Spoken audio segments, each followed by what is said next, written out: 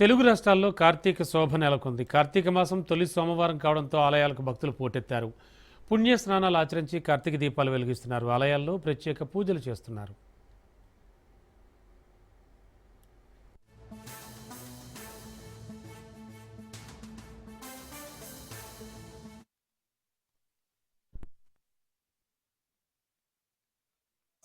మొదటి సోమవారం స్వామివారికి చాలా విశేషమైనటువంటి రోజు.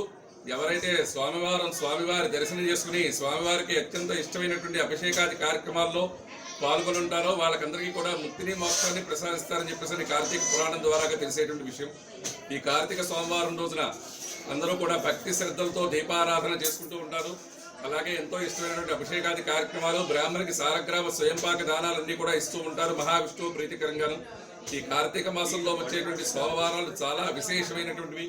పాలకొల్లు శ్రీ స్వామివారి ఆలయంలో కార్తీక మాసోత్సవాలు ప్రారంభమై మొదటి సోమవారంగా ఈరోజు జరుగుతున్న అభిషేకములు భక్తుల రద్దీ విపరీతంగా పెరిగి ఉన్నది.